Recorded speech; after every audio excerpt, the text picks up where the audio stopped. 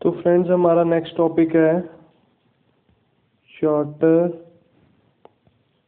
Act of 1833। Chartered act of 1833 हमारा next topic है quit India act of 1784 के बाद का। तो हम सीधा इसके फीचर्स के बारे में बात करेंगे। फीचर्स क्या क्या है, तो सबसे पहला पॉइंट है फीचर्स है गवर्नर जनरल ऑफ बंगाल। जो गवर्नर जनरल ऑफ बंगाल है उसको किस में कन्वर्ट कर दिया गया, गवर्नर जनरल ऑफ इंडिया के। गवर्नर जनरल ऑफ बंगाल को गवर्नर जनरल ऑफ इंडिया बना दिया गया और उसकी सारी पावर्स उसको दे दी गई और सिविल एंड मिलिट्री जो मेन पावर्स है वो दी गई। ठीक है जी। उसके अलावा हमारे फर्स्ट, इसी से क्वेश्चन बन जाता है, first governor general of India कौन था हमारे, Lord William Bentinck. Lord William Bentinck was our first governor general of India. ठीक है जी, फर्स्ट फीचर ये हो गया इसका। उसके बाद हमारा अगला फीचर है जो भी लॉज हमारे प्रीवियस एक्ट में बनते थे, कोई भी लॉज हमारे जो प्रीवियस एक्ट के अंडर बनते थे उनको क्या बोलते थे हम, रेगुलेशन। पर अब कोई एक्ट अगर बनेगा उसको हम एक्चुअल में ही एक्ट बोलेंगे। पहले कोई लॉ या एक्ट बनता था उसको हम रेगुलेशन बोलते थे जब तक चार्टर्ड एक्ट 1833 नहीं आया था। पर जब चार्टर्ड एक्ट 1833 आ गया था तो उसमें कोई भी एक्ट को हम क्या नेम देते थे, एज एन एक्ट ही। एक्ट को एक्ट ही बोलता करते थे। पहले हम एक्ट या लॉ को रेगुलेशन बोला करते थे। अब जब चार्टर्ड एक्ट 1833 आ गया तो हम उसको एज एन एक्ट ही बोलेंगे। It ended the activity of East India Company as a commercial body and became a purely administrative body। क्या था, ईस्ट इंडिया कंपनी को पहले एक कमर्शियल बॉडी बोला जाता था,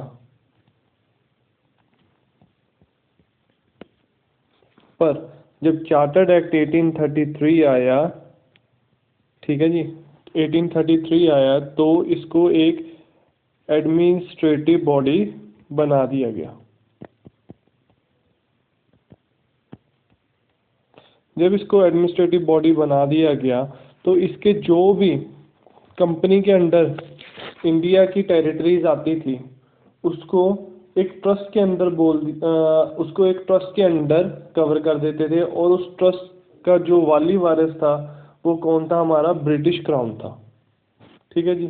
तो ये तीन हमारे मेन फैक्टर्स है चार्टर्ड एक्ट 1833 का।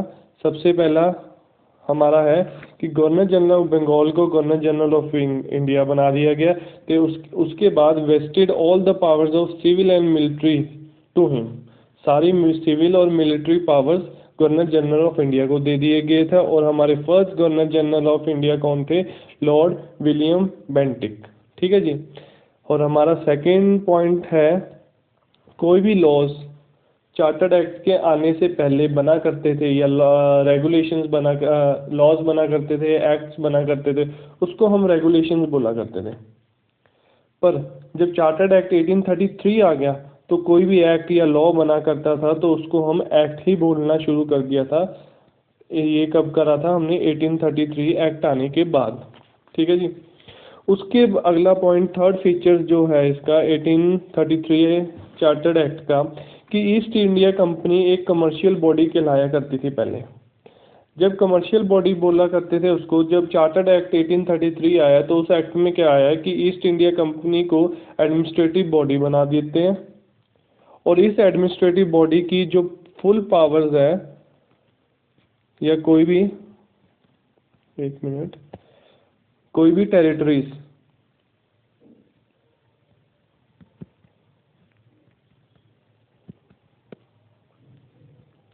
In India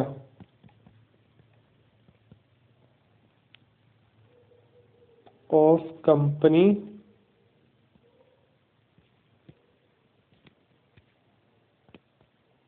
come under trust. ठीक है जी। और इस ट्रस्ट को हम क्या बोलते थे? British crown. तो ये था हमारा चार्टर्ड एक्ट 1833, जिससे हम ये बता सकते हैं कि इसमें क्या फीचर्स थे, और ये final set towards the centralization in British India था। और इसके बाद आता है हमारा चार्टर्ड एक्ट 1853। 1833 के बाद आता है चार्टर्ड एक्ट 1853। 1853 में क्या होता है? ये लास्ट सीरीज थी चार्टर्ड एक्ट की, सीरीज ऑफ चार्टर्ड एक्ट। इसके बाद अगर कोई भी बना है, कोई भी अमेंडमेंट हुई है, उसको गवर्नर ऑफ इंडिया एक्ट 1858 बोल दिया गया था, या इंडियन काउंसिल एक्ट 1892 बोलते हैं, 1909 गवर्नमेंट एक्ट, ऐसे ऐसे। तो इसके बाद 1853 के बाद किसी भी एक्ट को, रेगुलेशन को चार्टर्ड एक्ट नहीं बोला गया था। ये लास्ट सीरीज थी चार्टर्ड एक्ट की। और इसमें इसके अलग अलग फीचर्स हैं। इसके क्या फीचर्स हैं? इसमें जो गवर्नर ऑफ काउंसिल है, गवर्नर ऑफ काउंसिल की लेजिस्लेटिव एंड एग्जीक्यूटिव पावर्स को अलग अलग कर दिया गया था। फीचर्स है इसके कि गवर्नर काउंसिल है, इसका गवर्नर जनरल ऑफ काउंसिल है जो, उसकी लेजिस्लेटिव और एग्जीक्यूटिव पावर्स को हमने अलग अलग कर दिया। ठीक है जी। और उसके अलावा एक लेजिस्लेटिव काउंसिल बनाई गई जिसमें 6 मेंबर्स की लेजिस्लेटिव काउंसिल बनाई गई थी, जिन्हें बोलते थे लेजिस्लेटिव काउंसिल्स। इन्हें लेजिस्लेटिव काउंसिल बोला करते थे, और ये 6 मेंबर्स की बनाई गई है, और इसे बोलते थे governor general of legislative council, जिसे बाद में रीनेम किया गया Indian central legislative council. Governor general legislative council को रीनेम किया गया इंडियन सेंट्रल लेजिस्लेटिव काउंसिल। उसके अलावा it introduce an open competition system of selection and recruitment of civil servant. हमारा ये चार्टर्ड एक्ट 1853 में एक हमारे लिए सिविल सर्वेंट की रिक्रूटमेंट के लिए ओपन कंपटीशन इस चार्टर्ड एक्ट में प्रस्ताव लाया गया, इस एक्ट में पास किया गया, ताकि किसी भी पर्सन को अगर सिविल सर्वेंट की में ज्वाइन करना है तो उसके लिए एक ओपन कंपटीशन का मौका दिया जाएगा। तो civil services joining exam start किया गया, और it introduce for the first time local representative in Indian central legislative council. जो इंडियन सेंट्रल लेजिस्लेटिव काउंसिल बनी थी, उसमें जो 6 मेंबर्स थे, 6 में से 4 मेंबर्स लोकल हुआ करते थे। और ये लोकल मेंबर्स कहाँ से थे? मद्रास, बॉम्बे, बंगाल, आगरा। MBBA याद करने का बहुत आसान तरीका। तो हमारा चार्टर्ड एक्ट 1853 में क्या क्या है? ब्रिटिश पार्लियामेंट होती थी, ये लास्ट सीरीज चार्टर्ड एक्ट की है। इसमें जो गवर्नर जनरल ऑफ काउंसिल की लेजिस्लेटिव और एग्जीक्यूटिव फंक्शंस है, उनको अलग अलग कर दिया गया। ठीक है जी। अलग करने के बाद इंडियन सेंट्रल लेजिस्लेटिव काउंसिल बनाया। इंडियन सेंट्रल लेजिस्लेटिव काउंसिल में 6 मेंबर रखे गए। उन 6 मेंबर्स में से 4 लोकल हो देंगे, 2 ब्रिटिश के होंगे, ताकि कोई भेदभाव उनको शो ना हो, इंडियंस को शो ना हो। तो इस तरीके से, और द मेन पॉइंट है, it introduce an open competition system for the selection and recruitment of civil सर्वेंटेज।